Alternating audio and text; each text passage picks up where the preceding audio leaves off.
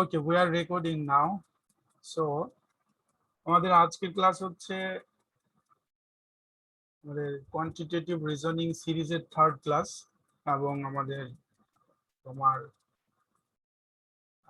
Manhattan 1 to 6 যে বই, সেই বইয়ের সেকেন্ড পার্ট আর কি, অর্থাৎ ফ্র্যাকশন, ডেসিমাল অ্যান্ড পার্সেন্ট। মানে বেসিক্যালি ম্যানহাটন 1 to 6 এর মধ্যে ম্যানহাটন 2 আর কি। এটা তোমাদের অলরেডি জালাল উদ্দিন আকবর, সে খুব একটা বড় কাজ করেছে, এটা খুঁজে দিয়েছে। এটা আমার জন্য হেল্প হয়েছে, আমি আজকে ওখান থেকে স্লাইড বানাইছি। এগুলো আমাদের গ্রুপের লিংক আছে, তোমরা সবাই ডাউনলোড করে ইউজ করতে পারো। ওকে, সো লেটস ডাইভ ইন, আমরা শুরু করি। সো প্রথমে আমরা আলোচনা করবো একটু ফ্র্যাকশন নিয়ে। সো ফ্র্যাকশনের সাথে তো আমরা সবাই পরিচিত। আমি তোমাদের এখানে সবার পার্টিসিপেশন এক্সপেক্ট করব কিছু কিছু ব্যাপারে, কেমন? আমি ছোটখাটো প্রশ্ন করলে একটু রেসপন্স করবা কাইন্ডলি। সো ফ্র্যাকশন তো আমাদের সবার সাথে পরিচিত। আমরা প্রথমে একটু ডিফাইন করি সামান্য। বেসিক্যালি ফ্র্যাকশন হচ্ছে তোমার একটা কমপ্লিট পার্টের, কোন একটা কমপ্লিট পার্টের একটা অংশ, ঠিক আছে? সেটা কমপ্লিট না, কমপ্লিট হলে ফ্র্যাকশন হয় না। সো একটা অংশ আমরা ইন্ডিকেট করি। এটা লেখার কিছু নিয়ম আছে। আমরা ইংরেজিতে তোমার হচ্ছে উপরের যে অংশ সেটাকে আমরা বলি হচ্ছে তোমার নিউমারেটর, এবং নিচের যে অংশ সেটাকে আমরা বলি ডেনোমিনেটর। এবং এইটা দেখো, এটা যদি একটা তোমার, আমি খুব বেসিক থেকে শুরু করছি, অনেকের মনে হতে পারে যে এগুলো আছে তুমি জানো। সো জাস্ট বেসিক গুলো আমি অল্পই বলে যাব, তুমি জাস্ট একটু খেয়াল রাখো। সেটা যদি একটা কমপ্লিট পার্ট হয়, এবং সেই কমপ্লিট পার্টের যদি এখানে আমরা 3 অংশ ইন্ডিকেট করি, তাহলে এই অংশটা, এই বলটা, এই বলের বেসিক্যালি 3/4 অংশ, ঠিক আছে? এটা খুব সহজ কথা, একদম বেসিক ডেফিনিশন অফ ফ্র্যাকশন। আমি তো এটা নিয়ে খুব বেশি কথা বলছি না। তাহলে আমরা ফ্র্যাকশনের সাথে পরিচিত এভাবে যে ফ্র্যাকশন হতে হলে বেসিক্যালি একটা দাগ থাকে, উপরে একটা সংখ্যা, নিচে একটা সংখ্যা থাকে। উপরের পার্টকে আমরা উপরের অংশটাকে আমরা পার্ট বলি, নিচের অংশটা কমপ্লিট অর্থাৎ, আর এটা আরো নাম আছে নিউমারেটর এবং ডেনোমিনেটর, এগুলা, ঠিক আছে? তো তোমার একটা ডেফিনেশন, আমরা এগুলা স্কিপ করে আমরা মেইন পয়েন্ট গুলো আলোচনা করার চেষ্টা করব। সো আমরা বলছি যে যদি দুইটা ফ্র্যাকশন ভিন্ন ভিন্ন হয়, যেমন এখানে 1/4 এবং 2/5, দুইটা ভিন্ন ভিন্ন ফ্র্যাকশন, তাহলে দুইটা ফ্র্যাকশনকে যদি আমরা অ্যাড করতে যাই, তাহলে আমরা কি করব? নিচের যে দুইটা অংশ তার একটা কমন মাল্টিপল নিব, যেটাকে আমরা লসাগু বলে থাকি বাংলাতে, তাই না? 4-5 এর লসাগু যদি 20 হয়, তাহলে সেটাকে আমরা এই যে এইভাবে লিখতে পারবো আর কি, উপরের দুইটা অংশ এই এখানে আমরা যোগ করলে এভাবে লিখতে পারতাম 20। তারপরে এখানে তোমার আমরা একটু করি, হ্যাঁ, তোমরা জাস্ট একটু কনসেন্ট্রেট করো। সিম্পল জিনিস, জাস্ট আমরা সবার কাছে ক্লিয়ার করছি। এখানে কি হবে? 5, আর এখানে হবে তোমার হচ্ছে 8, 4 দুগুণে 8, তার মানে হচ্ছে 13/20 হবে এটার একটা অংশ। তো এটা হচ্ছে আমাদের ফ্র্যাকশন, তোমার যোগ করার নিয়ম, খুব সহজ নিয়ম। গুণ করাটা খুব সিম্পল। গুণ করলে আমরা জাস্ট নর্মালি নিউমারেটরের সাথে নিউমারেটর এবং ডেনোমিনেটরের সাথে ডেনোমিনেটর গুণ করে দিই, সহজ কথা, এখানে কোনো জটিল কোনো কথা নাই। তারপরে আমরা তোমার এভাবে যোগ যোগ এগুলো আমরা করে থাকি, ঠিক আছে? এগুলা তো অ্যাডিশন সাবট্রাকশন নিয়ে খুব বেশি কথা বলার কিছু নাই, আমরা কিছু ইম্পর্টেন্ট কথায় আসবো। সো এখানে কিছু ইম্পর্টেন্ট কথা, এগুলো ট্রিক আর কি, সহজ ট্রিক, কিন্তু তুমি যখন ম্যাথ করবা তখন তোমার মাথায় থাকতে হবে। কারণ জিআরইতে কিন্তু মূল প্রবলেম হচ্ছে সময়। তোমার এই সমস্যাগুলো যদি প্রত্যেকটা 30 মিনিটের এক্সাম, 35 মিনিটের এক্সাম নয়, 1 ঘন্টা করে হতো, হয়তো আরো অনেকে অনেক বেশি স্কোর হতো। এগুলো একটু, সেজন্য ট্রিক গুলো তোমার মাথায় রাখতে হবে। যদিও আই রিপিট যে তোমরা অনেকেই জানো, যেমন আমরা বলতেছি যে যদি একটা ফাংশন এরকম হয়, সেই ফাংশনের রেসিপ্রোকাল মানে উল্টা যদি হয়, অর্থাৎ 9/2 তার সাথে যদি 2/9 আমরা গুণ করি, তাহলে সেটার রেজাল্ট হবে 1। খুব সহজ কথা। আমরা বলছি, আরো বলছি, যদি একটা ফাংশন কে দিয়ে আরেকটা ফাংশনকে আমরা ভাগ করতে চাই, তাহলে ভাগ করার ঝামেলা এড়ানোর জন্য আমরা কি করতে পারি, সেকেন্ড ফাংশনটাকে আমরা উল্টায় নিলে তারপরে আমরা ভাগের পরিবর্তে গুণ করতে পারি।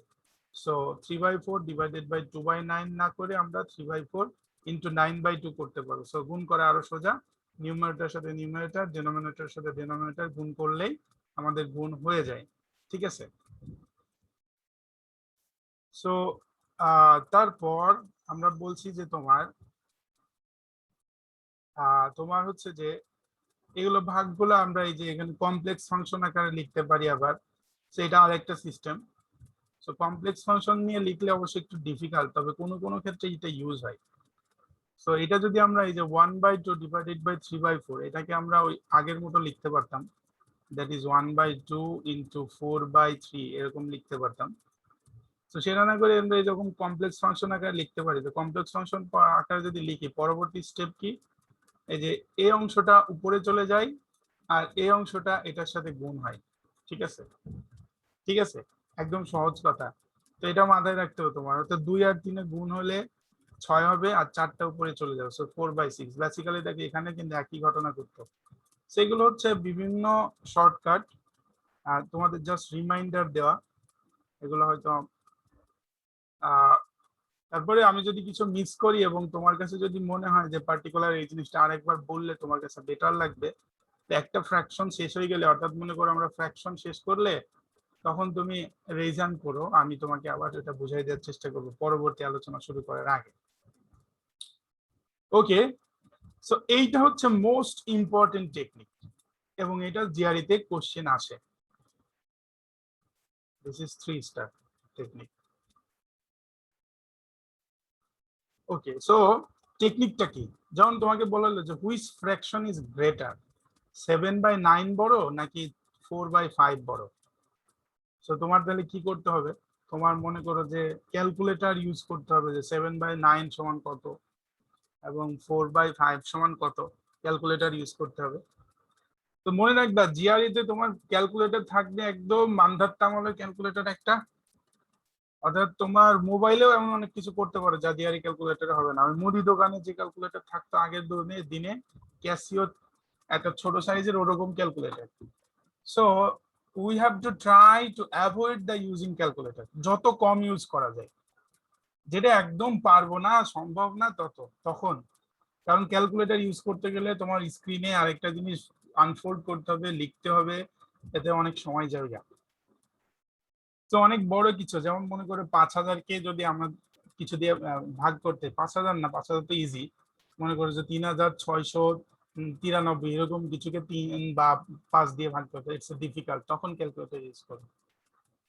আর যত বড় সংখ্যা 10⁵ টাইপ এই ধরনের উপরে কোনো দিনই ওই ক্যালকুলেটরে হবে না। সো এই ধরনের যা কিছু আছে জিআরইতে আমি তোমাদের গ্রুপে দিই বা যেখানে দিই চেষ্টা করবো মাথায় করতে। এই যেমন কিছুদিন আগে আমরা অ্যালজেব্রা একটা কম্পারিজন দিছিলাম মনে হয়।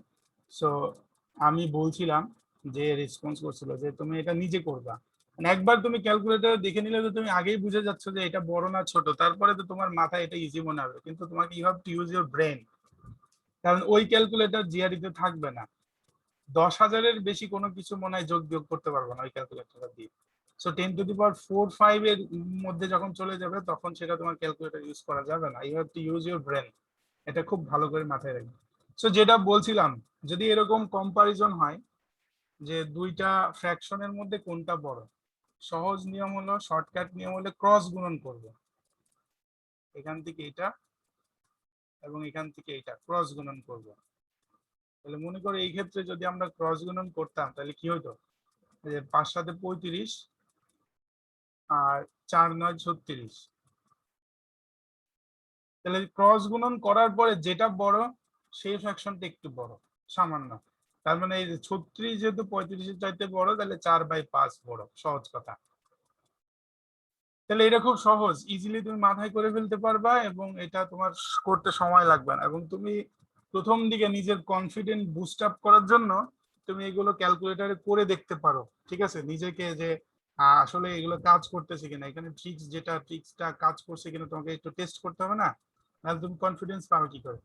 তো 4/5 তো 80%, 0.8 সবাই জানো, ঠিক আছে। 7/9 যদি করি দেখো 0.77 সামথিং আসতেছে, তার মানে অবশ্যই 0.8 0.77 এর চাইতে বড়। তাহলে এটা কিন্তু তুমি এভাবে সহজে বুঝতে পারবে। আচ্ছা হাসিবুল কিছু বলবা, বলো।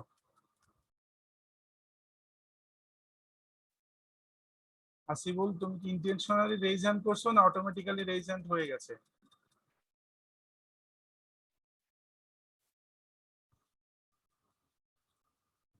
আমি তো অনুমতি দিচ্ছি। ওকে আই থিঙ্ক তাহলে হয়তো ইন্টেনশনালি না, সে হয়তো অটোমেটিক্যালি হয়ে গেছে। তাহলে এটা এটা খুব একটা সহজ টেকনিক এবং খুব ইফেক্টিভ টেকনিক, এবং আমি তোমাদের এও বলি যে তোমাদের এরকম কম্পারিজন পরীক্ষাতে থাকবে। সো এটা মাথায় রাখো। জাস্ট সামারিটা কি? সামারি হচ্ছে যে জাস্ট ক্রস প্রোডাক্ট করতে হবে। ক্রস প্রোডাক্টে যেটার মান বড় হবে, যে সাইডের মান বড় হবে। দেখো 4 9 36 আমরা এদিকে ধরছি, মানে উপরে যেটা সেটার সাথে গুণ করলে যে সাইডে যাচ্ছে ওই দিকটা বড়, সহজ কথা এটা, ঠিক আছে? এটা একটু মাথায় রাখতে হবে। ওকে, তারপরে তারপরে হচ্ছে যে আমরা বলছি যে তোমার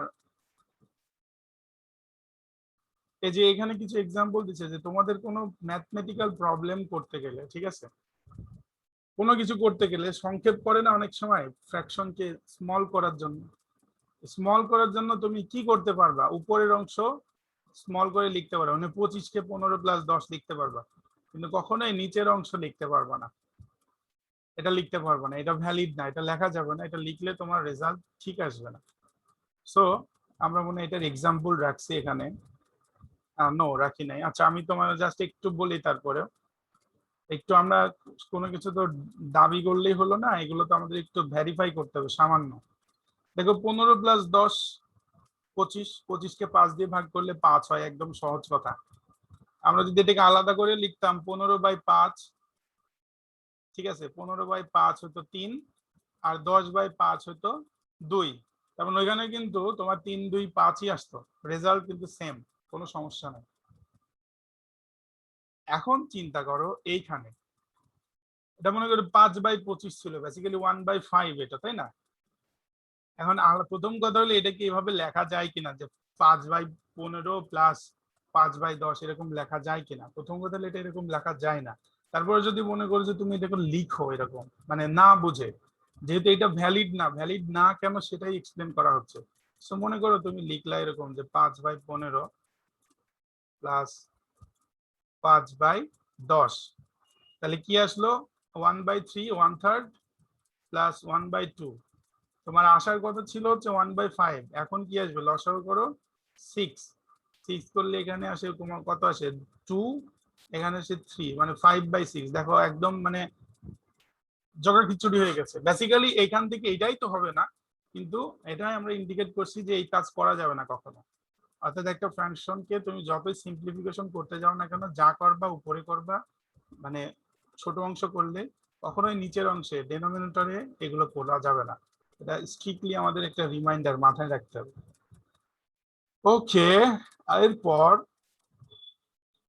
এরপর হচ্ছে আমাদের বেঞ্চমার্ক সম্বন্ধে ধারণা রাখতে হবে। বেঞ্চমার্ক বেঞ্চমার্ক মানে কি? বেঞ্চমার্ক মানে হচ্ছে যে মিনিমাম অর ম্যাক্সিমাম, আমরা বলি ceiling function, floor function. Ceiling মানে মনে করো যে মাথা আর কি, ঠিক আছে, বিল্ডিং এর যে ছাদ উপরের অংশ এটা সিলিং বলি, ফ্লোর মানে নিচের অংশ। তো সিলিং ফাংশন, ফ্লোর ফাংশন মানে কোনো একটা ফ্র্যাকশনের বেঞ্চমার্ক মনে রাখা। আমি একটু বুঝাই বলতেছি তোমাদের। লুক এট দিস এক্সাম্পল, তোমাকে বলছে যে 10/22 of 5/18 of 2000 is equal two what? Comparatively অনেক ডিফিকাল্ট মনে হচ্ছে। অফ মানে তো গুণ, তোমরা জানো। তো দেখো হোয়াট ইফ আমি যদি, আমাকে এখানে কিন্তু প্রশ্ন করা হয়েছে অ্যাপ্রক্সিমেটলি, মানে কাছাকাছি হলেই হবে, এক্সাক্ট ভ্যালু আমার প্রয়োজন নাই। এবং জিআরইতেও এমন অনেক প্রশ্ন থাকে যেখানে লেখা থাকে অ্যাপ্রক্সিমেটলি, কারণ তারা তো এই কোশ্চেন গুলো দাঁড় করায়। তো তারা তো জানে যে এটা এক্সাক্ট ভ্যালু বের করতে হলে অনেক ঝামেলা, ক্যালকুলেশন করতে হবে, সময় লাগবে। অ্যাপ্রক্সিমেট করলে তাড়াতাড়ি দিতে পারবে, সেই জন্য অ্যাপ্রক্সিমেটলি ভ্যালু চায় তারা। তাহলে এখন চিন্তা করি, অ্যাপ্রক্সিমেট যখন আমরা চিন্তা করব, 10/22 এটাকে আমি অ্যাপ্রক্সিমেট কি মনে করতে পারি? মনে করতে পারি হাফ, মানে 10/20 মনে করতে পারি। বেসিক্যালি 22, কিন্তু কিন্তু আমি অ্যাপ্রক্সিমেট ধরে নিচ্ছি। এটাকেই আমাদের বেঞ্চ ফাংশন, অর্থাৎ এটার নিয়ারেস্ট যে স্ট্রাকচার আছে, যে স্ট্রাকচারের সাথে আমি পরিচিত, সেরকম একটি স্ট্রাকচার মনে মনে আমি ধরে নিব। তারপরে এখানে কিন্তু বেসিক্যালি কম ধরছি, কোনো কোনো সময় বেশি ধরবো, যেমন এখানে আমরা বেশি ধরবো। যেমন 5/18, 5/18 কিন্তু তোমার 1/4 হয় না, 5/20 1/4 হয়। কিন্তু আমরা এই যে 15 তো বেশি কমে যায়, এই জন্য যেটা কাছাকাছি ওটা ধরবো। তার মানে এটা আমরা ধরছি সিলিং ফাংশন, 18 পরিবর্তে 20 চিন্তা করছি, আর এটা ধরছি ফ্লোর ফাংশন। তার মানে হচ্ছে 22 পরিবর্তে 20 চিন্তা করছে, মানে যেটা কাছাকাছি। কেমন সহজ কথা? তাহলে এইটাকে আমি মনে করলাম হচ্ছে 5/20, তাহলে 5/20 মানে 1/4 আর ইনটু 2000। তাহলে দেখো এখন lot easier, calculation is lot easier. এখন তোমার ক্যালকুলেটরও লাগবে না, কোনো কিছু লাগবে না, সিম্পলি তুমি ক্যালকুলেশন করে ফেলতে পারবে। যে এই যে দেখো 4 দিয়ে 2000 কে ভাগ করলে 500 আসে, আর 500 কে 2 দিয়ে ভাগ করলে 250 আসে, তাহলে অ্যাপ্রক্সিমেট রেজাল্ট 250। সহজ কথা, কোনো ভেজাল নাই। এই যে 10 কে 22 দিয়ে ভাগ করা লাগতেছে না, 5 কে 18 দিয়ে ভাগ করা লাগতেছে না, কোনো কিছু না। তাহলে এইগুলোকে বলতে হচ্ছে বেঞ্চমার্ক টেকনিক। ঠিক আছে, benchmark technique or ceiling floor function. এবং আমি তোমাদের বলছি যে আমি পরবর্তীতে এগুলো আরো ডিটেলস, অর্থাৎ প্রত্যেকটা নিয়ে অনেক বড় বড় ক্লাস নেওয়ার চেষ্টা করবো, যাতে আরো ডিটেলস। তবে এখন যতটুকু বলছি মাথায় রাখার চেষ্টা করো এবং নোট করার চেষ্টা করবা। প্রয়োজনে যদি ইনস্ট্যান্ট না পারো, তুমি পরবর্তীতে ভিডিও দেখে নোট করার চিন্তা করো। শুধু দেখলা আর ভুলে গেলা এরকম কোনো সমস্যা। ঠিক আছে, ওকে। তাহলে আশা করি এটা বুঝছো, এটা ইম্পর্টেন্ট ছিল। সো এটা বুঝছো কিনা একটু জানা দরকার। আমি একটু কয়েকজনের রেইজ হ্যান্ড করো যদি বুঝে থাকো, আমি একটু রেসপন্স দেখতে চাই।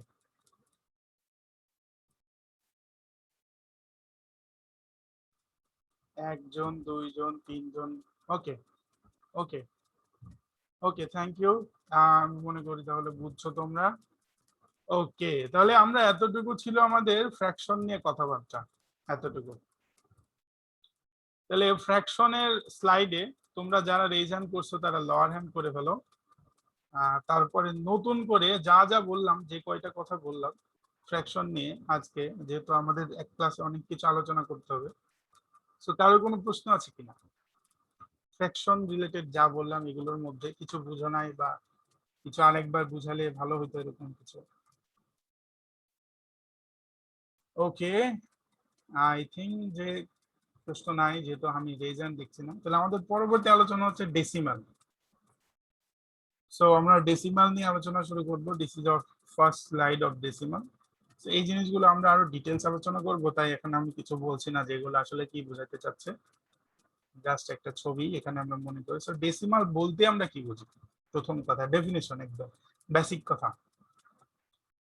সো আমরা বলছি যে ডেসিমাল বলতে তোমার একটা ডিজিট দিয়ে একটা নাম্বার এক্সপ্রেশন করা, এক বা একাধিক ডিজিট দিয়ে নাম্বার এক্সপ্রেস করা, সেটাকে আমরা ডেসিমাল সিস্টেম বলি। যেমন আমরা ডিজিট বলতে, মানে ডেসিমাল সিস্টেম, আমরা যদি কম্পিউটার সায়েন্সের ভাষায় বলি, বাইনারি ডেসিমাল ওই সিস্টেম, মানে 10টা সংখ্যা থাকে, সেই সংখ্যাগুলো এগুলা, কিন্তু 10টা নাম্বার 0 1 2 3 4 5 6 7 8 9, এই 10টা নাম্বার। সেই 10টা নাম্বার, সেটা হতে পারে নেগেটিভ, হতে পারে পজিটিভ, হতে পারে বড় বা ছোট বা মাঝারি, যে কোনো রকম, যে কোনো এক্সপ্রেশন, সবগুলোকে আমরা ডেসিমাল বলবো। তবে তাদের অবস্থান ভেদে তাদের পাওয়ার কম বেশি হবে, সেগুলোর কথা আমরা একে একে বলছি। সো অবস্থান ভেদে পাওয়ার বলতে আমরা কি বলছি? ওকে, সো শুধু আমরা এই পূর্ণ সংখ্যা না, আমরা এরকম দশমিক, মানে পয়েন্ট আকারে যেগুলো, সেগুলোকে আমরা ডেসিমেল সিস্টেম বলি। 9.1 হতে পারে, 0.23 হতে পারে, এরকম সবগুলো হচ্ছে ডেসিমেল সিস্টেম। এখন আসো যে আমরা তোমার পাওয়ার নিয়ে কথা বলি। পাওয়ার, পাওয়ার খুব ইম্পর্টেন্ট জিনিস। এটা জিআরইতে ভেরি অফেন আসে যে এততম ডিজিট বের করো, অততম ডিজিট বের করো। আমি এগুলো প্রথম দিকে কনফিউজ হয়ে যেতাম, মাথায় ক্লিয়ার ছিল না। ওকে, সো প্রথমে আমরা একটা ছোট সংখ্যা কনসিডার করি। Let us consider this number. এটা হচ্ছে আমাদের কি 452, 452। আচ্ছা, 452 কে তুমি একটু বড় মাথায় চিন্তা করো। 452 মানে তুমি কি বুঝছো? তুমি বুঝছো যে 4 × 100 5 ইন্টু 10, 2 ইন্টু 1। দেখো এটা হচ্ছে 400, এটা হচ্ছে 50, আর এটা হচ্ছে 2। তার মানে সবগুলো যোগ করলে তুমি পাচ্ছ 452। তার মানে হলো যে এখানে সংখ্যাগুলোর পাওয়ার এরকম। তার মানে এখানে এই যে 452 সংখ্যাটা আছে, এই 452 এর একদম ডান দিকের যে সংখ্যাটা সেটা হচ্ছে ইউনিট ডিজিট, তার পাওয়ার 1। ঠিক আছে, সেটা হচ্ছে ইউনিট। তারপরে সেকেন্ড যে সংখ্যাটা সেটা হচ্ছে তোমার 10th ডিজিট। ঠিক আছে, তার পাওয়ার হচ্ছে 10-এর গুণিতক, 10-এর গুণিতক আকারে। তারপরে যেটা সেটা হচ্ছে 100 ডিজিট, তারপরে থাকলে 1000, তারপর থাকলে 10,000, এরকম হবে। হ্যাঁ, আমি এরকম একটা লিস্ট দিয়ে দিচ্ছি তোমাদের। সো যাই হোক, তাহলে তোমরা বুঝতেছো আর কি। ঠিক আছে, তাহলে তোমাকে যদি মনে করো যে কোনো একটা সংখ্যার বলে ইউনিট ডিজিট কত, তাহলে তোমাকে একদম ডান দিকের সংখ্যাটা চিন্তা করতে হবে যে সেটা কত। ঠিক আছে, এরকম প্রশ্ন আসবে, আমি কয়েকটা এক্সাম্পলও আমাদের ক্লাস শেষে দেখাই দিব। তাহলে এই জিনিসটা একটু মাথায় রাখতে হবে যে কোনটা ইউনিট ডিজিট, কোনটা 100 ডিজিট, কোনটা 1000 ডিজিট, এরকম আর কি। ঠিক আছে, আমি প্রথম দিকে যে ভুলটা করতাম সেটা একটু বলে নিই।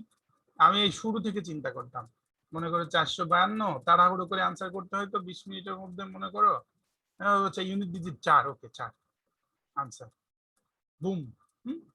কিন্তু দেখা গেল ভুল করছে। এই কি হলো, 4 তো ইউনিট ডিজিট না, 4 তো 100 ডিজিট। বেসিক্যালি ডান দিক থেকে চিন্তা করতে হবে। ঠিক আছে, এবং কেন চিন্তা করতে হবে সেটাও তোমাদের তো একবার বললাম যে 4 গুণিত 100, 5 গুণিত 10 এবং 2 গুণিত 1 মিলাই কিন্তু এই সংখ্যাটা হয়।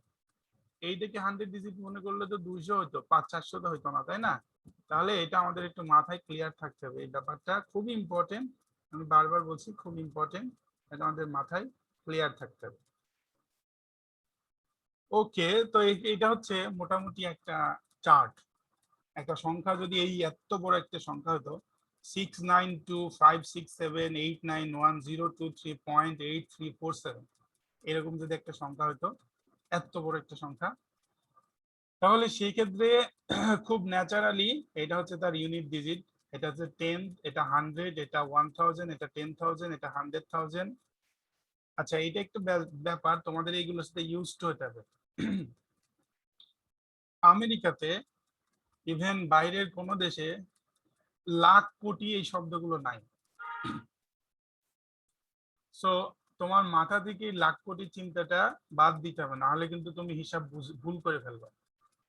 বেসিক্যালি কি আছে, ওরা 1000 পর্যন্ত তো সব ঠিক আছে। তারপরে 100,000 হলে সেটাকে আর ওরা তোমার লাখ বলে না, সেটাকে বলে 100,000। ঠিক আছে, 100,000,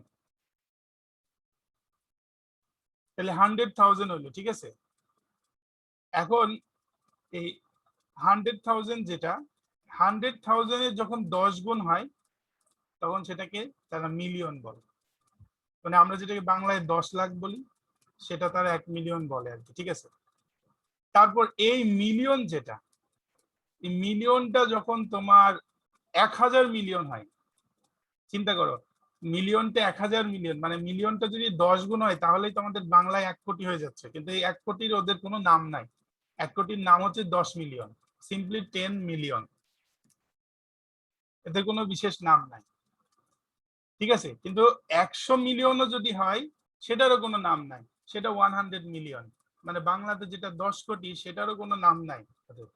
যখন 1000 মিলিয়ন হবে তখন সেটার নাম আছে, সেটার নাম হচ্ছে 1 বিলিয়ন। ঠিক আছে, সো 1000 মিলিয়ন সমান হচ্ছে 1 বিলিয়ন। এটা একটু তোমাদের মাথায় রাখতে হবে। তাহলে কোটি আমি নিজে গুলাই ফেলি এখন এগুলো মাথায় রাখতে রাখতে।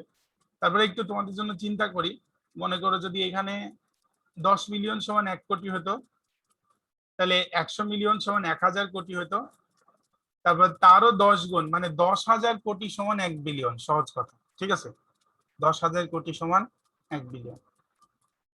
সো ইটস টাফ, তবে তোমাদের এটা মনে রাখতে হবে, ওরা কিন্তু এইভাবে হিসাব করে। এবং তোমার যখন ইনফরমেশন দেওয়া থাকবে, ইনফরমেশন এরকম মিলিয়ন, বিলিয়ন বা ট্রিলিয়ন এরকম থাকবে। ঠিক আছে, ট্রিলিয়ন মানে কি আবার ওই একই নিয়ম, অর্থাৎ তোমার 10 বিলিয়ন হবে, 100 বিলিয়ন হবে, তখন কোনো নাম নাই। 1000 বিলিয়ন যখন হবে তখন সেটার নাম ট্রিলিয়ন হবে।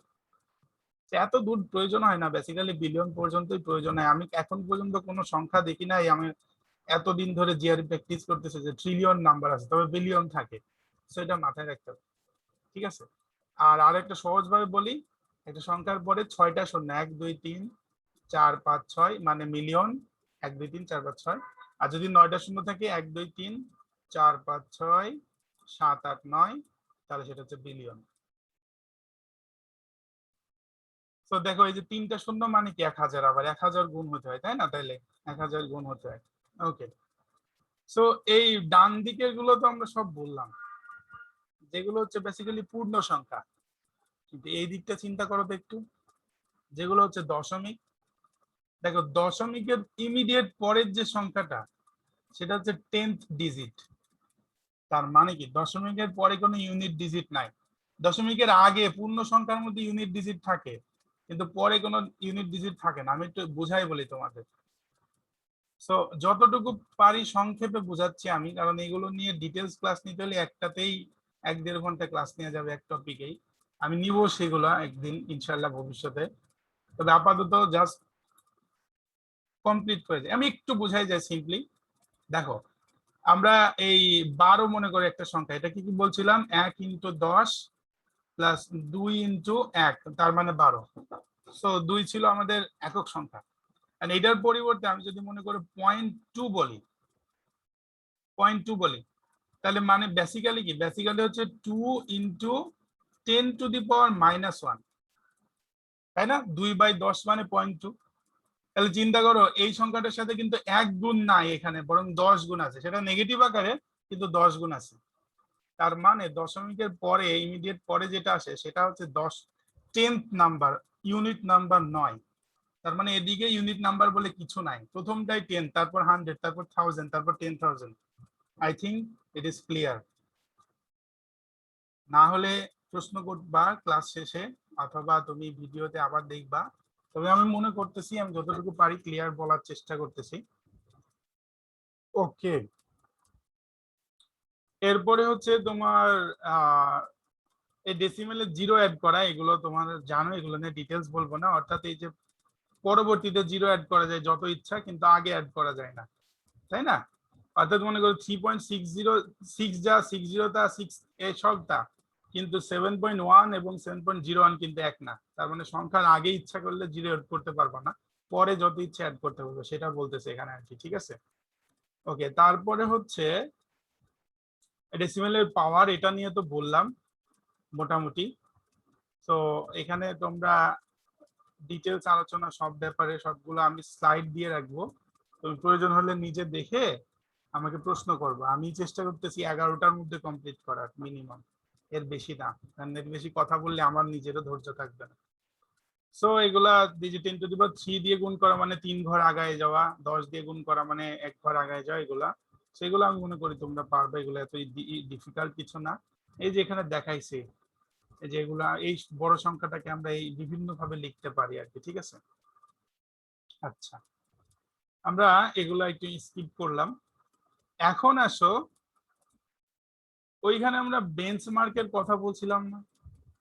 এইখানে আমরা বলবো যে যদি এইখানে আমাদের অ্যাপ্রক্সিমেট ক্যালকুলেশন করতে বলে ফ্র্যাকশন ডেসিমাল দিয়ে, তাহলে আমরা দশমিকের পরে কি আছে এটা মনেই রাখবো না, সেটা যত বড় বা যত ছোট সংখ্যা, যেহেতু আমাদের বলছে অ্যাপ্রক্সিমেট ধরতে। আমাদের কাছে যদি অ্যাপ্রক্সিমেট আনসার চায়, প্রশ্নেই কিন্তু বলা থাকবে যে হ্যাঁ, your answer must be approximate to this value আর দ্যাট ভ্যালু। তার মানে এই 15 এত এত এত কে যদি 3 এত এত এত দিয়ে ভাগ করতে হয়, এত ঝামেলা না রেখে জাস্ট সিম্পল করে না, মেক ইট সিম্পল। 15/3। এখন একটা কথা আছে, সিম্পল করারও তো কিছু নিয়ম আছে, তাই না? কেউ একজন তোমরা আমাকে ইয়েতে বলো, চ্যাট মানে মেসেজ সেকশনে বলো, ঠিক আছে আমি সিম্পল করব, কিন্তু আমার সংখ্যাটা যদি হয় এরকম, তাহলে আমি এটাকে সিম্পল কি করবো একটু বলো তো? 16 করব, তাই না? কারণ তখন এগুলো তো কিছু তো নিয়ম আছে, সিম্পল করতে হবে। কিন্তু আমি ওই যে সিলিং 4 ফাংশন বলছিলাম, মনে রাখো দুটো ওয়ার্ড, সিলিং মানে মাথার উপরে, ফ্লোর মানে পায়ের নিচে। তাহলে এটা কোথায় যাচ্ছে, 0.9, এটাকে যদি আমি 15-তে নিয়ে আসি সিম্পল করতে গিয়ে, এটা তো একটা অবিবেচকের কাজ হয়ে যাবে, তখন তোমার আনসার ভুল হবে। তাহলে এই নিয়ম তো আমরা জানি যে 5 এর বেশি হলে উপরে যায়, 5 এর কম হলে নিচে আসে। তাহলে আমি মোটামুটি এগুলা, যদি 5 হয় বরাবর, তাহলে আমি আমি বলবো যে স্টিল তুমি নিচেই ধরে নিও 5 হলেও। যদি 5 এর পরে ইমিডিয়েট বড় সংখ্যা না থাকে অবশ্য, মনে করো 5 1 আছে, তাহলে তুমি নিচেরটা ধরে নাও। কিন্তু যদি এরকম হয় 5 8 আছে, তাহলে তুমি উপরেরটা ধরো। তো যাই হোক, এগুলো তোমরা করতে করতে বুঝবা, বাট এই অ্যাপ্রক্সিমেশনটা তোমার মনে রাখতে হবে। কারণ দেখো, তুমি ক্যালকুলেটর নিয়ে এই সবগুলো শব্দ টিপতে টিপতে একজন এখানে জাস্ট 3 5 15 5 আনসার দিয়ে চলে গেছে পরের কোশ্চেনে, তো তুমি পিছনে পড়ে গেছো।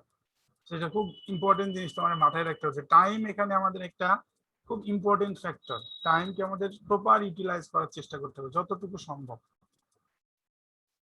ওকে, এরপরে অ্যাডিশন সাবট্রাকশন, এটাও সহজ জিনিস, তোমরা একটু দেখে নিও। দশমিকের যোগ বিয়োগটা আমরা জানি মনে হয়, সেটা নিয়ে আমি কথা বলছি না। আমি স্লাইড দিয়ে রাখছি কারণ আমি স্লাইড আপলোড করব।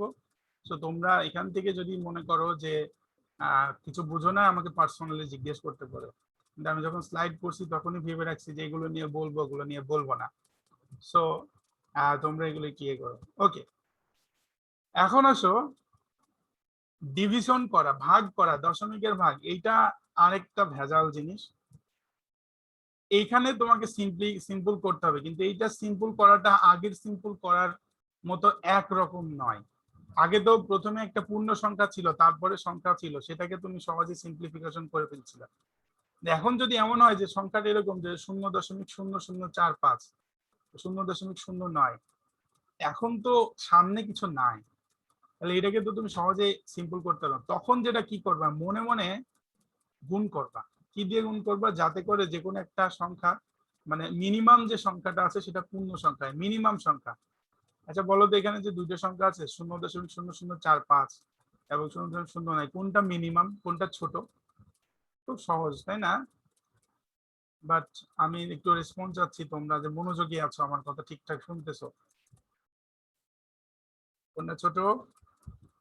উপরেরটা, তাই না? উপরেরটা, সিম্পল কথা। আমি বলো মানে হ্যাঁ, এই যে গুড, উপরেরটা।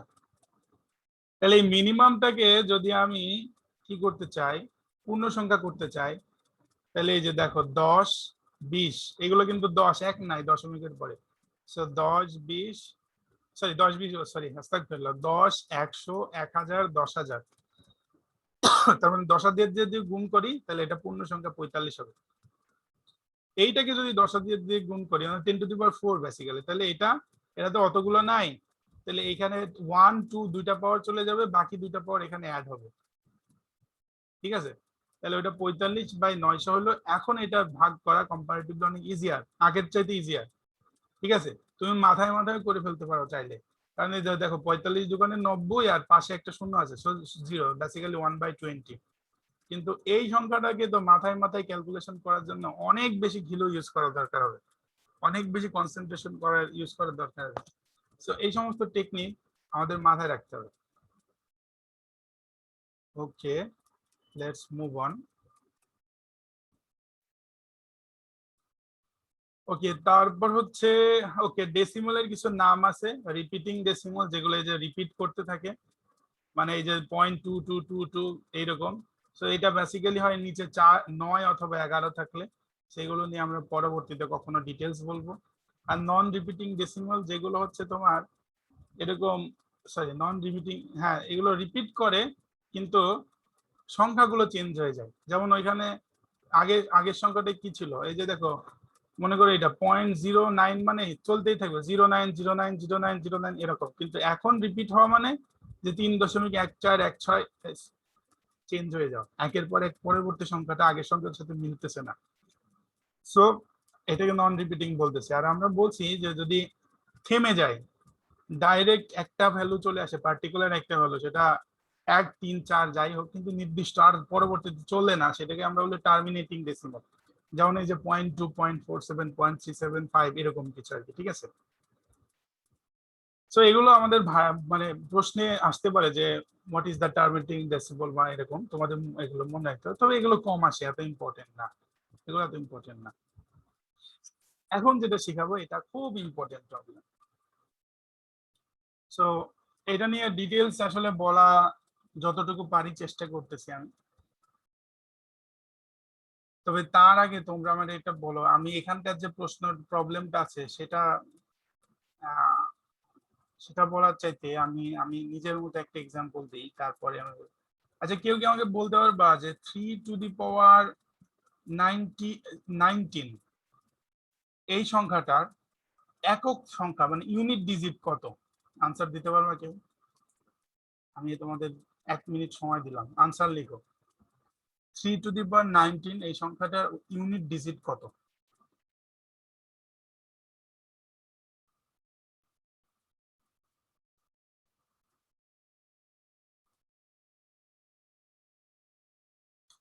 Try it. একটু পজও দিচ্ছি এর মধ্যে, কারণ দেখছি যে দু একজন চলে যাচ্ছে। আমি চেষ্টা করতেছি যতজন বেশি রাখা যায় তোমরা একটু ইন্টারেস্ট পাও জিনিসগুলো আমি শিখাইতে চাচ্ছি, তো একটু মাথায় ইউজ করো। ওকে, আমি মনে করতেছি যে তোমরা এটা পারতেছো না, এটা আসলে খুব ডিফিকাল্ট একটা জিনিস যদি না তোমার টেকনিক জানা থাকে। তো একজন লিখছে 7, মেবি ইটস 7, দেখা যাবে। তো যদি হয় তাহলে খুব ভালো, you already know the technique, বাকি জন সবাই শিখুক। আমি নিজে কনফিউজ, মানে জানি না, আমি এখনো ভাবি না এটা নিয়ে আর কি, এখন ভাববো একসাথে। Let's think. দেখো পাওয়ার গুলোর একটা প্যাটার্ন আছে, যেমন 3⁻1 মানে কি 3, 3⁻2 মানে কি 9, 3⁻3 মানে কি কত হয় 27, তারপরে 3⁻4 মানে কি 81, তারপরে 3⁻5 মানে কি, এখন দেখো 3×24 আর হচ্ছে 3, সো 243। এখন দেখবা যে 3⁻6 যখন আনবা একটা সংখ্যা আসবে তার শেষে 9 আসবে, 3⁻7 যখন আনবা একটা সংখ্যা আসবে তার শেষে 7 আসবে, 8 আনবা তার শেষে 1, মানে হচ্ছে 3, 9, 7, 1, এটা রিপিট হবে বারবার। 7 সংখ্যাটা যতই আসুক না কেন, কিন্তু এই 3, 9, 7, 1 এগুলো রিপিট হবে। তার মানে তোমাকে আমি মনে করো 19 বের করতে বলছি, তাহলে তোমার 4টা সংখ্যা রিপিট হচ্ছে এখানে, তাহলে তুমি চিন্তা করো। আমি মনে করি যে যে আনসার দিছে সে সঠিক আনসার দিছে এখন মনে হচ্ছে। তো 4টা সংখ্যা না, তাহলে 16 পর্যন্ত যখন যাচ্ছি আমি, 16তম যে সংখ্যাটা সেটার লাস্ট ডিজিট হচ্ছে 1, এরপরে 17, তো 17 এর লাস্ট ডিজিট হচ্ছে 3, 18 last digit 9, 19 last digit 7, so সঠিক আনসার 7। লাস্ট ডিজিটটাই তো আমাদের ইউনিট ডিজিট, ইজেন্ট দ্যাট? এটাই না? সো তোমরা কি এটা বুঝতে পারলা? এখন এইটা বলতে পারো যে স্যার এটা তো 3 বললেন, বাকিগুলো তুমি নিজে করে দিবা, এরকম শীট করে নিবা। 2 বা কথার কথা 5 বা 1 থেকে 9 পর্যন্ত যতগুলো আছে সব বানাই নিবা নিজের মতো। 3-এর জন্য যেটা হবে 13-এর জন্য সেটা ফলো করবে, ঠিক আছে? তো বেসিক্যালি লাস্ট ডিজিটটাই দরকার। বলো রেজাউল বাড়ি খান কি বলতে চাচ্ছ? স্যার প্রতি 4টা মানের পর কি মানগুলো রিপিট হবে সব সময়? তুমি একটু ট্রাই করো না। হ্যাঁ স্যার, ওকে স্যার। এখানে তো আমি আসলে যে বললাম যে ডিটেলস করতে গেলে সময় লাগবে। আমি তোকে থিওরিটা দিচ্ছি, তুমি ট্রাই করবা, ক্লাস শেষে তুমি ট্রাই করবা। এবং আমি বললাম যে তুমি এটার জন্য না, সবগুলোর জন্য বানাই নিবা, তবে কয়েকটার জন্য খুব মজার, যেমন 5-এর জন্য সবসময় 5-ই আসবে, সো এটা খুব ইন্টারেস্টিং, এটার কোনো প্রয়োজন নাই, ঠিক আছে? মানে 5 যত পাওয়ারই দাও লাস্ট ডিজিট অলরেডি 5-ই আসবে। তাহলে মনে করো যে কেউ তোমাকে যদি একটা প্রশ্ন করে যে 5⁻199 আরো বড় সংখ্যা দেয়, কোনো সমস্যা নেই, তোমার টেনশনই নাই কিছু, কিন্তু just you have to know the technique. দেখো এই 3⁵ এর পরে আসলে করতে গেলে আমার ক্যালকুলেশন করতে হবে, মাথায় করতে পারবো কিনা ডিফিকাল্ট হয়ে যাবে, এই জন্য আর দিচ্ছি না, কিন্তু তুমি ট্রাই করে দেখবা, ডেফিনেটলি এই প্যাটার্ন ফলো করবে, ডেফিনেটলি আই এম শিওর, কারণ আমি এটা করেছি এবং আমি জানি, নিশ্চিত আমি এ ব্যাপারে। সো এই টেকনিক গুলো আমরা বেসিক্যালি মনে রাখলে ইউনিট ডিজিট প্রবলেম গুলো আমরা সলভ করতে পারবো। এখানে যদিও গুণ করার কথা বলছে যে লাস্ট ডিজিটের দিকে আমরা খেয়াল করবো, সো আমরা এটা তোমাদের হাতে ছেড়ে দিলাম যে তোমরা দেখবা, প্রবলেম হলে আমাকে জানাবা। we should move. Okay, so this is our last slide about decimal. আমরা ডেসিমাল নিয়ে মোটামুটি কথা বললাম, যথেষ্ট না যদিও, অলরেডি 10টা 20, আমি আরো চেষ্টা করবো আর 15 মিনিটের মধ্যে পরবর্তী পার্ট শেষ করে আমরা প্রবলেম দিয়ে একটা করে 11টার মধ্যে ক্লাস র্যাপ আপ করার। আর তোমাদের ধৈর্যচ্যুতি ঘটাতে চাই না যারা আছো শুরু থেকে। সো আমরা এখন কথা বলবো পার্সেন্ট নিয়ে। সো পার্সেন্ট এটা তো আমরা জানি, জাস্ট সামথিং ডিভাইডেড বাই 100, তাই না? সেটা হচ্ছে পার্সেন্ট। তো তোমার হচ্ছে 75% মানে আমরা বলবো তাহলে 75/100, সেটাকে আমরা এরকম সিম্পলিফিকেশন ভাবে 3/4 লিখতে পারি, বা সেটা ভিন্ন কথা। বাট পার্সেন্ট বলতে বেসিক্যালি আমরা সামথিং ডিভাইডেড বাই 100 বুঝে থাকি, সহজ কথা। এখানে বলছে যে কোন একটা জিনিসকে আমরা আসলে পার্সেন্টে রূপান্তরিত কিভাবে করব সেটার নিয়ম আর কি, ঠিক আছে? যেমন মনে করো এটা আমরা কি দিতে, part by whole is equal to percent by 100, ঠিক আছে? মানে এরকম যদি হয়, সাপোজ যে 30% of 80 is equal to কত? So according to this formula, part by whole, তো 30% by whole, তাই না? তার মানে 30% means হচ্ছে 30 divided by 100 R x by 100 এই 80, মানে তুমি বেসিক্যালি এটার অংশটাই না বের করতে চাচ্ছ 80-র মধ্যে কত হয়। আমি তোমাকে আবার দেখাই, part by whole percent by 100, তাহলে তুমি বের করতে চাচ্ছ 30% 80-র কত হয়, তাহলে এই পার্টটাকে মনে করলা এক্স, হোল হচ্ছে তোমার 80, পার্সেন্ট হচ্ছে 30, নিচে হচ্ছে 100, সহজ কথা। তাহলে এখন তুমি একটু সিম্পলিফিকেশন করবা, x is equal two 3, basically 30 into 80/100, 0 0 চলে যাবে ইজিলি, তার মানে 24, 3 হাতে 24। সো তুমি এটা এভাবে সহজেই করতে পারবা। তুমি বলতে পারো যে স্যার এগুলো তো আমি খুব সিম্পলি ক্যালকুলেটরে করতে পারি। ভাই আমি তোমাকে শুরুতেই বললাম minimum use of calculator use করতে হবে, মিনিমাম মিনিমাম মিনিমাম, একদম মিনিমাম, কারণ সময় পাবো না ক্যালকুলেটর ইউজ করা। সো এই টেকনিক গুলো মানে বেসিক্যালি আমরা এতদিন এত মানে হায়ার ম্যাথ শিখে এখন আবার ওই 9-10 ক্লাস 6-7 চলে গেছি নতুন করে, কারণ বেসিক টেস্ট করে। জিআরই এর মূল উদ্দেশ্য হচ্ছে তোমার মেধা যাচাই করা, তুমি কতটুকু মুখস্থ করছো বা এই করছো সেই করছো তার চাইতে মেধা, যদিও মুখস্থ বিদ্যাও যাচাই হয় ভার্বালে বিশেষ করে। ওকে, সো এটা হলো ওই ফর্মুলা। তো এইগুলো কয়েকটা এক্সাম্পল আছে, এগুলো তুমি দেখবা। এরপরে আসছে চেঞ্জ আর কি, অর্থাৎ মনে করো কোন একটা জিনিসের দাম বাড়ছে অথবা কমছে, তাহলে তার পার্সেন্টেজ কেমন সেটা আমরা কিভাবে ক্যালকুলেশন করবো। অর্থাৎ মনে করো তোমাকে বলা হচ্ছে যে কোন একটা জিনিসের দাম আগে ছিল 80 টাকা, এখন হচ্ছে 84 টাকা, কত পার্সেন্ট দাম বাড়ছে? তাহলে সেখানে ফর্মুলা হচ্ছে এটা, যে change by original is equal to x by 100। Change by original, তাহলে চেঞ্জ কতটুকু হয়েছে, আগে ছিল 80, চেঞ্জ হয়েছে 84, চেঞ্জ হলো 4, so 4/80 is equal to x by 100। তাহলে এখন 100 এখানে আনবা, ক্যালকুলেশন করলে আসবে 5, so x is equal two 5%।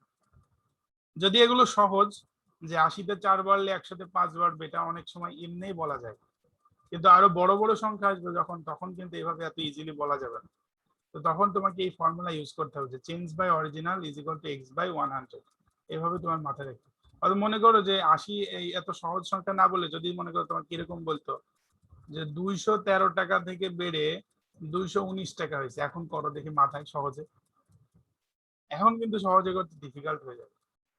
আর ক্যালকুলেশনে কার সাথে কত গুণ করবা এটা চিন্তা করতেও ডিফিকাল্ট হয়ে যাবে, তখন তুমি এটা করতে চেঞ্জ, এখান থেকে চেঞ্জ কত, চেঞ্জ হচ্ছে তোমার 6 আর কি, তো 6/213 is equal to x by 100। এখন তাহলে কি 600-কে 213 দিয়ে ভাগ করবে, এতটুকু ক্যালকুলেটরে করা যাবে, সেটা করলে সহজ হয়ে যাবে, ঠিক আছে হিসাবটা করা। সো এই ফর্মুলা গুলো একটু মাথায় রাখতে হবে, আমাদের যতটুকু সম্ভব মাথায় রাখার চেষ্টা করতে হবে।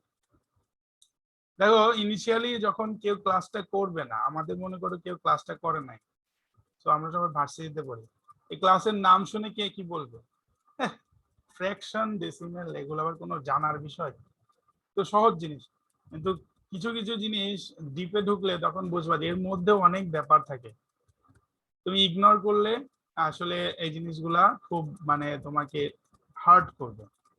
সো কোনো কিছু ইগনোর করা ঠিক না, বোঝার চেষ্টা করতে হবে।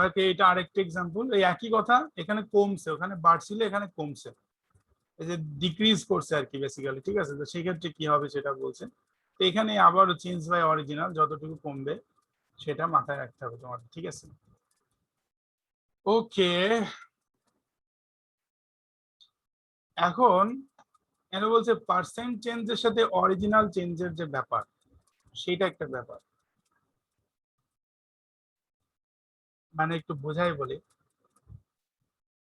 যেমন বলছে মনে করো যে একটা প্রোডাক্ট, এই যে এটার কথা তো আমরা বললাম, তো এটার কথাই বলি। এখন মনে করো 84টা আর বলে নাই, 84টা আর বলে নাই, তোমারে বলছে যে একটা প্রোডাক্টের দাম ছিল 80 টাকা, এখানে সেন্ট লেখা আছে, যদিও সেন্ট মানে পয়সা, বেসিক্যালি ওদের ডলার বলে এক টাকা হিসাবে, তো এটা বেসিক্যালি পয়সা। 80 টাকা, তো এটার দাম বাড়ছে 5%, তোমাকে বললো এখন নতুন দাম কত, এটা হলো প্রশ্ন। তাহলে এখন মানে এটা সহজ ছোট সংখ্যা, কিন্তু বড় সংখ্যা হলে তো তুমি কনফিউজ হয়ে যেত, 80-র সাথে 5 অ্যাড করে দেয়। আমি নিজেও কয়েকবার করছি, আমি কয়েকবার মক টেস্ট দিছি, যখন কম সময়ের মধ্যে আনসার করতে গিয়ে আমি প্রথম দিকে এই ভুলগুলো করে ফেলতাম, 85 দিয়ে দাগ দিয়ে চলে গেছে। আমাকে ভাবতে হবে যে দাম বাড়তেছে 5%, 5 টাকা নয়, তাহলে 5% মানে 100-র ভিতরে 5 টাকা, তাহলে 80-র ভিতরে কত টাকা, তখন আমাকে তো একটু ক্যালকুলেশন করতে হবে এটা। তাহলে তখন আবার ওই ফর্মুলাটা আমাকে ইউজ করতে হবে, যে মনে করো x/80 ইজ ইকুয়াল টু 5/100, তাহলে 5 ইন্টু 80 করলে আমি পাবো 400, 100 দিয়ে ভাগ করলে 4, so x is equal two তখন পাবো 4, তাহলে 4 টাকা বাড়বে।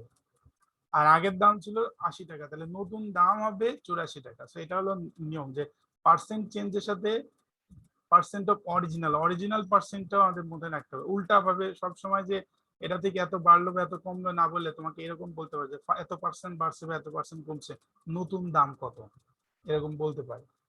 তো সেক্ষেত্রে এই হিসাবগুলো আমাদের মাথায় রাখতে হবে। ওকে, তারপর সো এই রিলেশন গুলো এভাবে লিখছে। তো এগুলো হচ্ছে ফর্মুলা সংক্ষিপ্ত রূপ, তোমরা এগুলো দেখে নিও। এখন হচ্ছে সাকসেসিভ পার্সেন্ট, মানে পর পর 2টা পার্সেন্ট মনে করো, লাইক বলছে যে একটা টিকিটের প্রাইস 20% বাড়াইছো, তারপরে আবার 5% বাড়ছে, এখন নতুন দাম কত। তাহলে এগেইন তোমার মনে রাখতে হবে যে 20% বাড়ানোর পরে 5% বাড়ানো হয়েছে, তার মানে এটা কিন্তু একবারে 25% বাড়ানো হয়নি। সো এটাও তোমাকে মাথায় রাখতে হবে।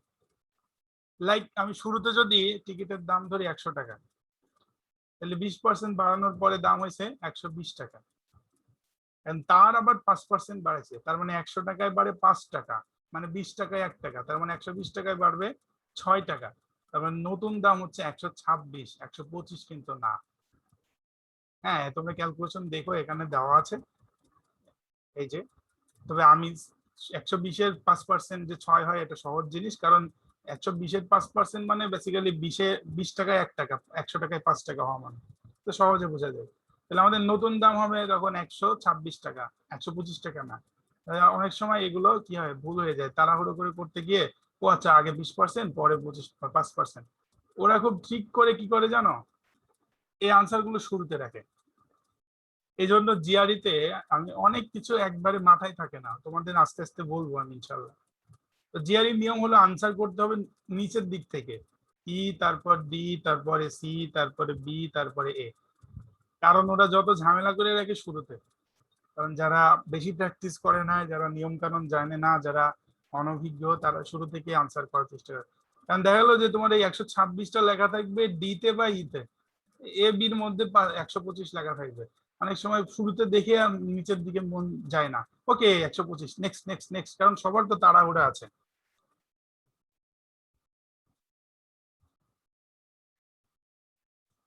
ওকে, একজন লিখছে যে স্যার বৃষ্টি শুরু হয়েছে, পরে ভিডিও দেখে নেবো। আসলে কিছু বলার নাই, তুমি যেতে পারো অবশ্যই, কিন্তু ঘটনা হলো যে ক্লাসটা আসলে বড়, কিছু করার নাই। আমি খুব মিনিমাম করার চেষ্টা করছি, যতটুকু পারা যায়।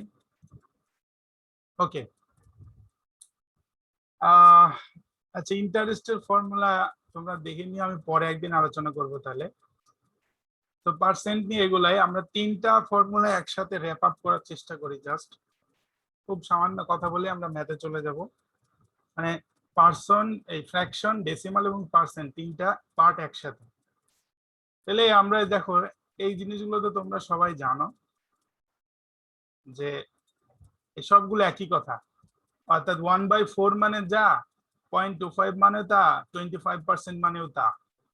একটা ডেসিমাল, একটা ফ্র্যাকশন, একটা পার্সেন্ট, সবগুলো একই।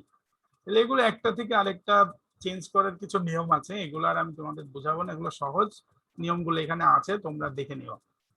বেসিক্যালি এখানে একটা টেবিল আকারেই আছে, এই যে ফ্র্যাকশন যদি এভাবে থাকে সেখান থেকে ডেসিমাল কিভাবে করতে হয়, পার্সেন্ট কিভাবে করতে হয়, তাহলে বলে দিও।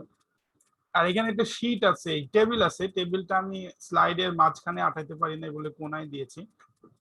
টেবিলটা মনে রাখার চেষ্টা করবা যতটুকু সম্ভব, পুরোপুরি না হলেও যতগুলো সম্ভব। যেমন আমি বলবো যে আমার মোটামুটি প্রায় অনেকগুলো মান মনে আছে, কারণ মনে থাকলে কি হয়, তোমার ক্যালকুলেটর টিপার দরকার হয় না। কারণ 1/100 মানে 0.01, হ্যাঁ 1/50 মানে 0.02, 25 মানে 0.04, এগুলো মনে রাখার যতটুকু পারো চেষ্টা করবো আর কি। এই জন্য দেওয়া, এখানে বোঝানোর কিছু নাই, জাস্ট এখানে বলা যে এটা ইম্পর্টেন্ট, পারলে মনে রাখবা। Okay, so I think that is the basic. খুব সংক্ষেপে এই প্রত্যেকটা জিনিস নিয়ে আমি মিনিমাম আরো 3টা ক্লাস নেওয়ার চেষ্টা করব পরবর্তীতে, আগে একবার আমরা শেষ করি তারপর। So before starting hour problem, আমরা এতক্ষণ কি জানলাম সেগুলো আমাদের প্রবলেমে কিছুটা জাস্টিফাই হবে সামান্য করে, একদিনে তো অনেক প্রবলেম করা সম্ভব নয়। তো তোমাদের কারো কোনো প্রশ্ন আছে যা বললাম এতক্ষণ তার উপরে?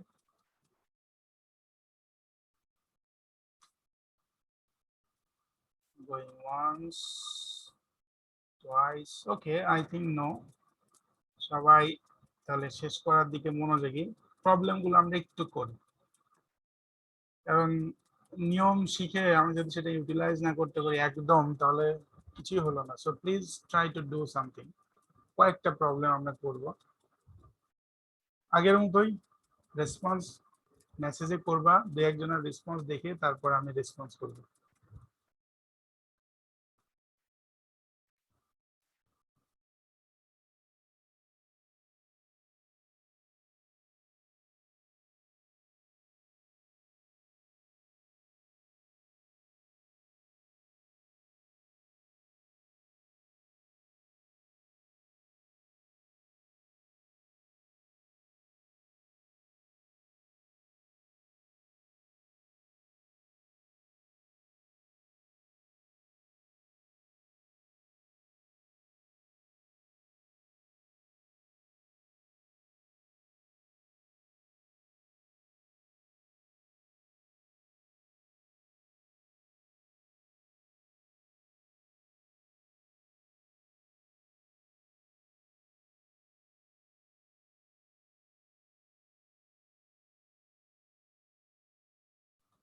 ওয়েল, আমি একটা আনসার পাইছি।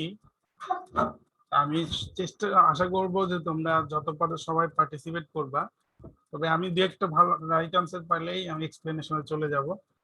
সো অনেক, ক্যান ইউ এক্সপ্লেন আস, কেন তুমি ইয়ে বলতেছো? কারণ আমি ধরে নিচ্ছি তোমার আনসার সঠিক হয়েছে, এই জন্যই তোমাকে এক্সপেক্ট করতেছি, তুমি একটু বলো আমাদেরকে।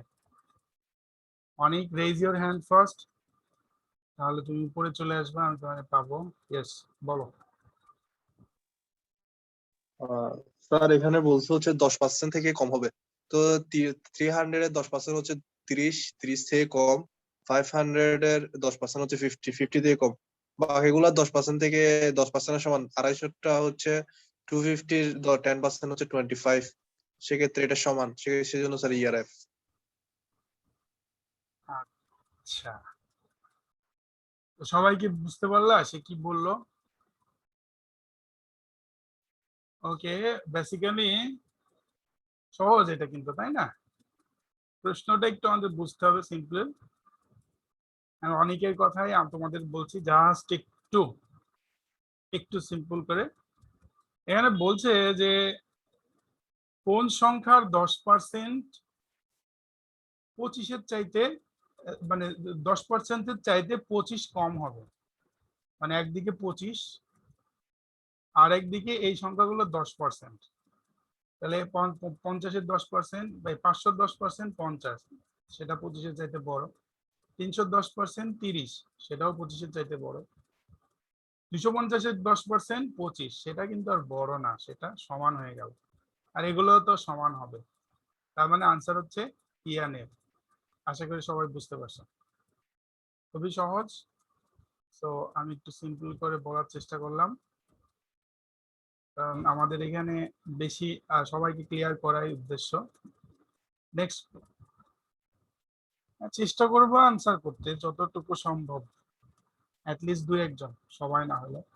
আর এতটুকু ধৈর্য ধরেছিলা, বিশেষ কারণ ছাড়া আর যেও না, প্রবলেম গুলো করে যাও, কারণ তুমি যা শিখলা তার কিছুটা হলেও ইউটিলাইজেশন করো। প্রবলেম করতে মনে করো আমি 5-7টা প্রবলেম করাবো, হয়তো 5-10 মিনিট লাগবে, বেশি না।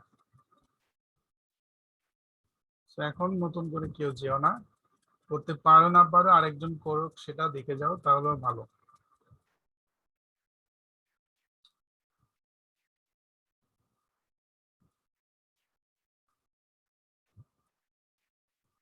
ওকে, আমার মনে হয় এটা আমি একটু হেল্প করি, এটা যেহেতু একটু ডিফিকাল্ট টাইপের। তাহলে প্রথমে আমাদের ব্র্যাকেটের মধ্যে কাজ করতে হয়, আমরা গতদিন শিখছিলাম এটা। তো ব্র্যাকেটের মধ্যে আবার যেগুলো গুণ সেটা আগে করতে হয়, সেটা আমরা জানি। তো এটাকে আমরা গুণটাকে একটু সিম্পল করে নিতে পারি, আমাদের যদি একটু মনে হয় যে আমরা ক্যালকুলেটর ইউজ না করে করবো। মনে করো যে 3.6 কে আমি লিখতে পারি 36/10, আর এই যে 0.2 কে আমরা লিখতে পারি মনে করো যে 2/10, কোনো ব্যাপার না। তাহলে 36 ইন্টু 2 মিনস হচ্ছে 72, আর 10 10 100, so 72/100 means 0.72, ঠিক আছে। এটা তাহলে এটা হলো 0.72, এখান থেকে বাদ গেল 0.3, তাহলে এখান থেকে আমরা পাইলাম 0.42। এখন 0.42 কে ভাগ করতেছি এটা দিয়ে। সো আমরা ভাগ যেটা করলাম একটু সাজাই নিই আবার ওরকম, আমরা ভাগ না করে আমরা সেটাকে গুণ লিখবো, বেসিক্যালি উল্টাই দিব। আগে আমি এই সংখ্যাটাকে আগে নর্মালি দুইটাকেই লিখি। 0.42 কে আমরা কি লিখতে পারি 42/100, আর এই ভাগ 0.02 এটাকে লিখতে পারি 2/100। একজন অলরেডি আনসার দিয়ে দিছে, কয়েকজন দিয়েছে, যাই হোক আমি যত এতটুকু চলে আসছি বাকিটাও শেষ করি। সো 42/100, এটা আমি উল্টাই দিলাম, 100/2 কেটে গেল 2, 42 মানে 21, আনসার হচ্ছে ই। সো একটু মাথায় রাখতে হবে, জাস্ট সিম্পল ক্যালকুলেশন, কিন্তু মাথা বিগড়াই গেলেই সমস্যা। আমাদের ক্লাস 8-এ সরল ছিল, এবং আমি আমার জেলাতে ফার্স্ট হয়েছিলাম তোমার ট্যালেন্ট পুল বৃত্তি পায় মেধা তালিকায়। সো সেটা ভিন্ন কথা, আমি ওইটার কথা বললাম এই জন্য যে ওই সময় আমরা বড় বড় ম্যাথ করতে হতো, সরল করতে হতো, আমরা খাতাগুলো বাঁকা করে লিখতাম। আমাদের স্যাররা বলতো যে এই সরলগুলো তুমি পরীক্ষার শুরুতে করবা, কারণ মাথা যদি একবার বিগড়ায় যায় কখনোই আর করতে পারবো না। তো আসলে মাথা বিগড়াই গেলে এগুলো করা একটু ডিফিকাল্ট হয়ে যায়। So okay, next. এইটা কিন্তু তোমাদের পারা উচিত, আমি অলরেডি এটা টেকনিক শিখাইলাম। সো আই থিঙ্ক এইটা তোমাদের পারা উচিত।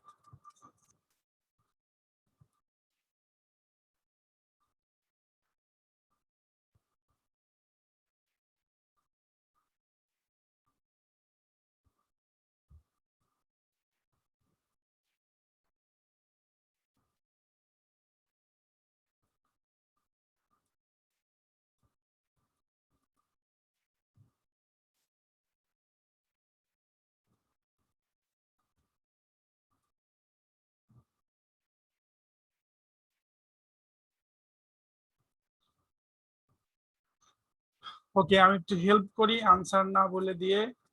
একজন লিখছে সি, আমি 250-কে আমি এরকম, এটা কিন্তু অ্যাপ্রক্সিমেট বলে নাই, তাই না, এটা এক্সাক্ট বলছে, তুমি কিন্তু এখানে অ্যাপ্রক্সিমেট করছো। আমি হেল্প করা বলতে আমি বলছি যে ক্রস গুণন করতে পারো তুমি, 250-কে তুমি এরকম লিখতে পারো /100। তাহলে এটার সাথে এটা গুণ করো, এটার সাথে এটা গুণ করো, মনে মনে করতে পারো, ক্যালকুলেটর দিয়ে করতে পারো, এতটুকু যদি মনে হয় ডিফিকাল্ট তাহলে এটা এখানে ক্যালকুলেটর ইউজ করো। তারপরে যেদিকে গুণফল বড় সেটা বড়।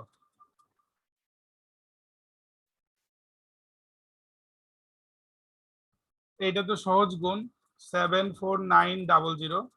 তোমার শুধু একটাই গুণ করতে হচ্ছে এখানে ক্যালকুলেটর দিয়ে। এইটা 299 সাথে 200 কি জন্য 50 গুণ করলে কত আসতেছে 74750। তাহলে আনসার হচ্ছে এ।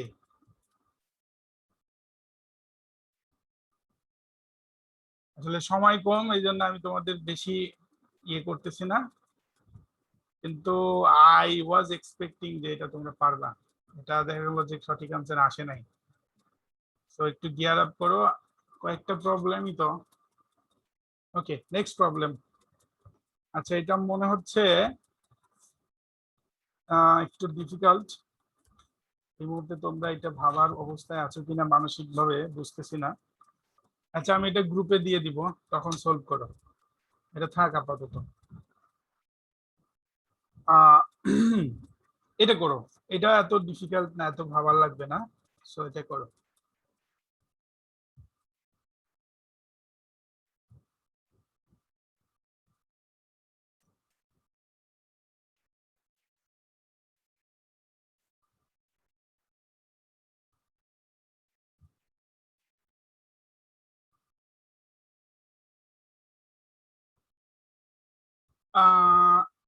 আই থিঙ্ক এটার পরে আমি আর একটা ম্যাথ করাবো তাহলে।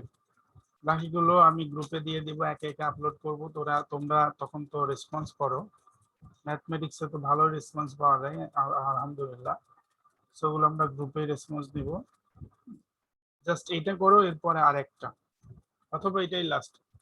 ইট ডিপেন্ড অন ইয়োর পারফরমেন্স। দেখা যাক এটার ব্যাপারে তোমরা কি বলছো। So consider it as last. হ্যাঁ, লাস্ট মনে করে খুব ভালো করে চিন্তা করে আনসার দাও। আমি ওয়েট করতেছি।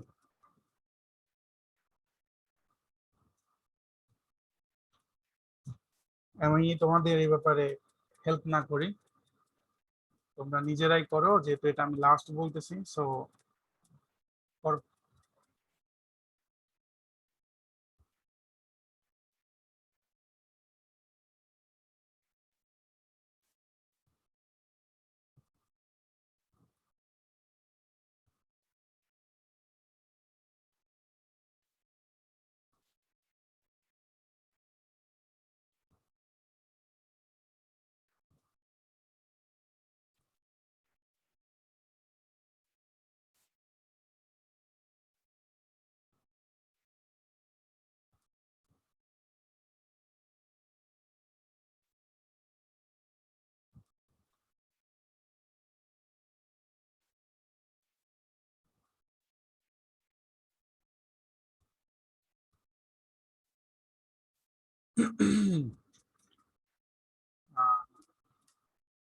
আরো 1 মিনিট। হ্যাঁ, সবাই ট্রাই করো। অনেক আনসার দিয়েছে, ফারুক আনসার দিল, বাকিরাও ট্রাই করো।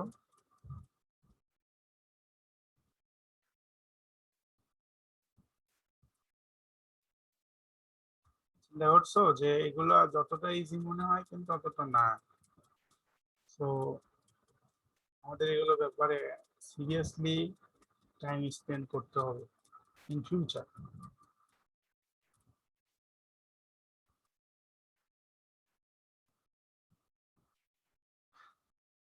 আমি এখনো মনে করতেছি যে সঠিক আনসার আছে না, বুঝছো, এই জন্য আমি এখন ওয়েট করতেছি।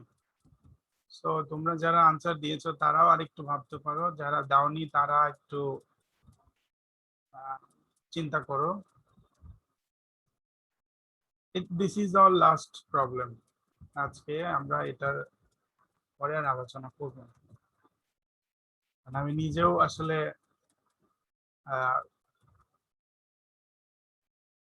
কি বলে এটা, ফেটিগড হয়ে গেছে। ফেটিগড মানে বারবার ইউজ করার কারণে কোনো জিনিসের যখন কার্যক্ষমতা কমে যায়। তো আমার আসলে একটু অবস্থা ফেটিগড হয়ে গেছে। তো আমি নিজেও আর কন্টিনিউ করব না, but explain this one. Well, any other answer?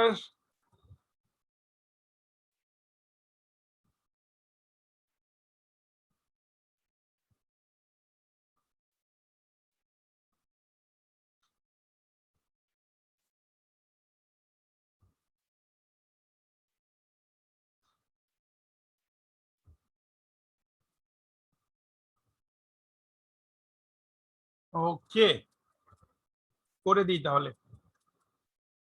ওকে, তাহলে দেখো একটু। সো আমাদের বলছে x ইজ ইকুয়াল টু 80%। আমরা একটু সিম্পল করে নিই। 80% মানে হচ্ছে 80/100,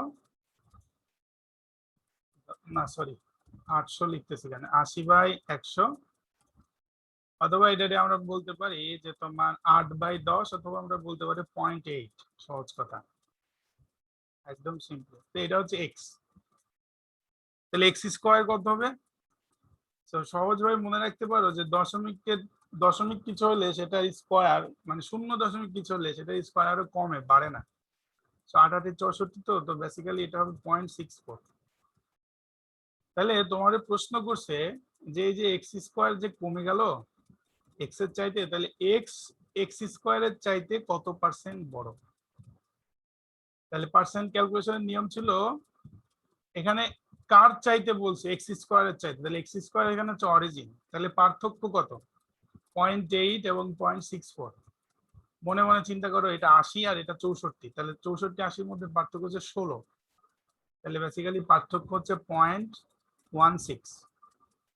আর অরিজিনাল কি, কার সাথে, কার চাইতে বড় বলতেছে তার সাথে তুলনা করতে হবে। সো অরিজিনাল হচ্ছে 0.64। তাহলে এখন তো অলরেডি হয়ে গেল, তাই না? এদিকে ফর্মুলাটা কি থাকে, x/100। তাহলে এটা এখন চিন্তা করো, এটাকে মনে করো 16 আর এটাকে মনে করো 64, তাহলে 16 64 সিম্পলি 4 16 64, তাহলে এটা কেটে যায় 1/4 হয়। তাহলে x is equal to 100 divided by 4, মানে 25%। Answer is D. কেউ বুঝতে পারো না, হাত তুলতে পারো যদি মনে করো যে বুঝতে পারো না। অনেক, হ্যাঁ অনেক, বলো দেখি কি বুঝলা না। স্যার একবার একটু রিপিট করলে ভালো হতো। ওকে শিওর, যেহেতু লাস্ট প্রবলেম বলতেছি কেন না আবার রিপিট করি। তাহলে তোমার জন্য আমি আরেকটু সিম্পল করি। আমি অনেক কিছু তাড়াহুড়ো করে করছি, আস্তে ধীরে করেছি, সরি তাড়াহুড়ো করে করছি, সেটাকে আরেকটু সিম্পল করি। ওকে, এইটা হচ্ছে এক্স। অলিঙ্ক তুমি আমার সাথে থাকো, আমি তোমার রেসপন্স নিয়ে নি করি। সো এটা তো তুমি বুঝছো তাই না? জি স্যার। এটাকে আমরা 8/10 লিখতে পারি, কোনো সমস্যা আছে? না স্যার।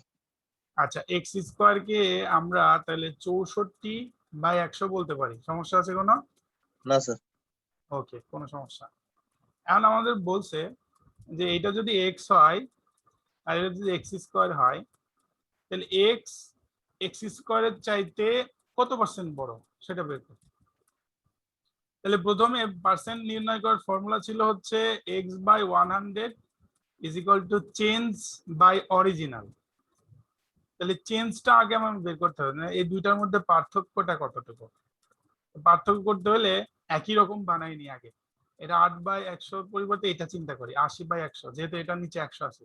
তাহলে পার্থক্য দেখি 80/100 আর 64/100, নিচে লসাগু করবো। মনে করো এদিকে 80 ছিল, 80 মাইনাস 64, এটা তো লেখার দরকার নেই তাই না? 80/100 মাইনাস 64/100 লেখার দরকার আছে? ওকে, সেরকম লিখলাম। তাহলে কত হলো 16/100। তাহলে এটা হলো আমাদের চেঞ্জ। ক্লিয়ার এতটুকু এখন পর্যন্ত? অনেক কই গেল?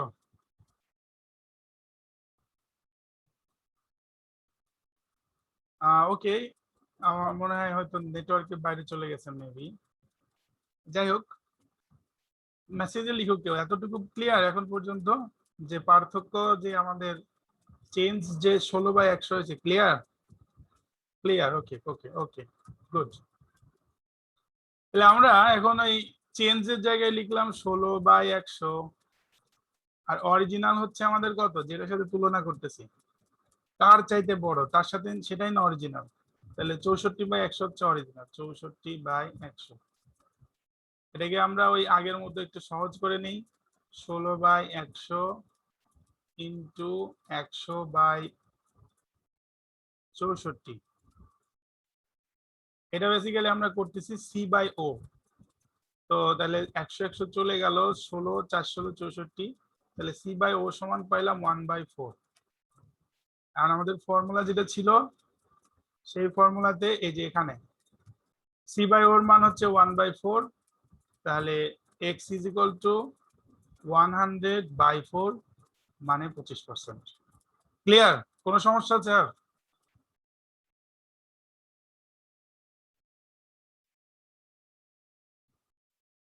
ওকে ওকে,